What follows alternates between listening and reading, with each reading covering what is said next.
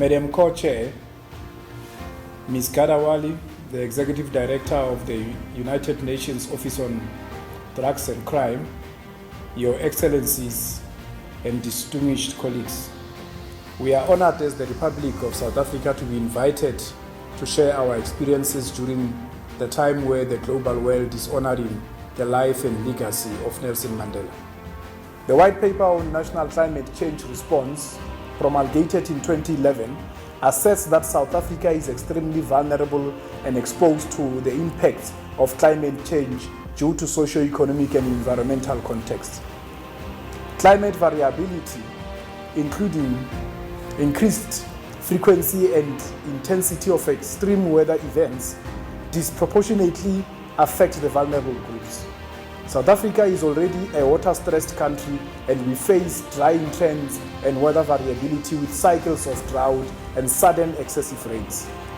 We are currently strengthening the resilience of our society and economy to such climate changes as it impacts through the development and the implementation of policies, measures, mechanisms and infrastructure that protects the most vulnerable. The Department of Correctional Services is not immune to the harsh climate conditions, hence it needs absolute preparedness. This is evidenced by the recent floods that affected different coastal provinces in the country, like KwaZulu-Natal province and the Western Cape province. There is a dire need to continue with the implementation of the Nelson Mandela rules amidst these various risks posed by adverse weather conditions and climate changes. The Department of Correctional Services was in a better place during the floods as it had developed a business continuity plan, which is a guiding procedure document ensuring that business continues amidst harsh climate conditions or in cases of any form of disaster. The business continuity plan informed processes to follow in mitigating various risks that have a negative bearing on the implementation of Nelson Mandela rules in correctional centers. The risks of climate change, if not well mitigated, may have a detrimental effect on the continuity of care, the safe custody of inmates, the rehabilitation and social reintegration of offenders, as well as the well-being of the nearby communities.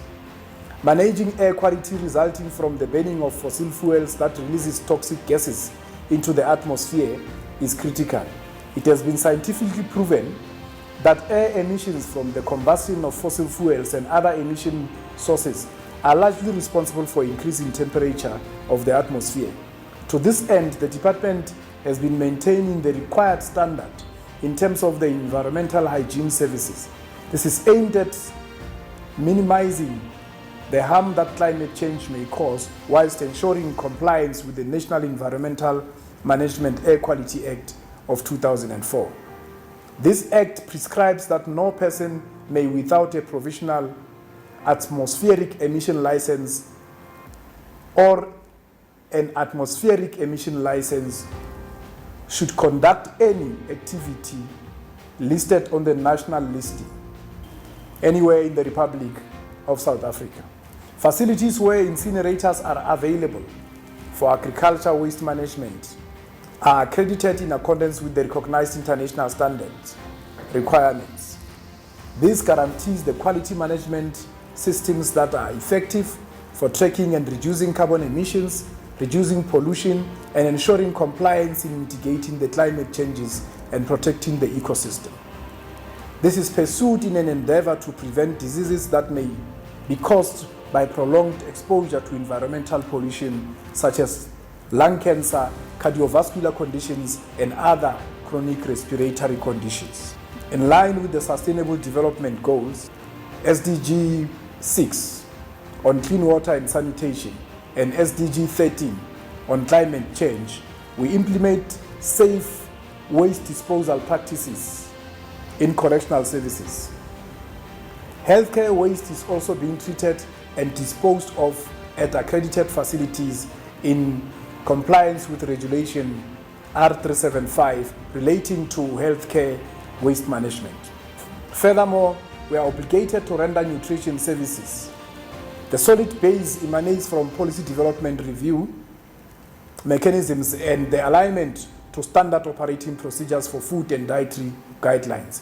Monitoring the availability of food items meal cycle plans, ration scales, as well as compliance to the food-related policy and procedures is an important aspect in this regard. There are currently 227 internal food services units in the Department of Correctional Services, which contribute to Rule 22 of the Nelson Mandela Rules by ensuring that inmates are provided with food of nutritious value, adequate for health and strength, and of wholesome quality. We also monitor compliance to the Regulation 638 of Foodstuffs, Cosmetics and Disinfectants Act, which is a prerequisite for the handling of food. In addition, the Department of Correctional Services contributes to SDG 2 on end hunger, achieve food security and improve nutrition, and promote sustainable agriculture. We do this through the production of own agricultural products such as meat, vegetables, milk, and eggs, amongst others. In conclusion, the provision of basic services such as sustainable electricity and water supply is of importance in ensuring operational effectiveness and efficiency in correctional services. An urgent need exists to manage the ever-changing environment from a facilities management perspective in order to adapt to current forecast conditions. Thus, as part of mitigating the risk of climate change in correctional facilities, the following measures are in place: due consideration of energy-saving measures, occupancy detection for lighting and air conditioners, off-peak demand running of pumps where practical, solar installations, cladding on water systems to reduce energy required to reheat, and installation of backup power to water treatment plants and water pumps. In short, we are implementing an integrated resource efficiency and renewable energy program so as to optimize and reduce the demand side of energy. Ladies and gentlemen, esteemed guests, allow me to take this opportunity as I conclude to inform this meeting that we are currently working on establishing a Nelson Mandela Rules Academy, which will ensure capacity development of correctional officials. I thank you.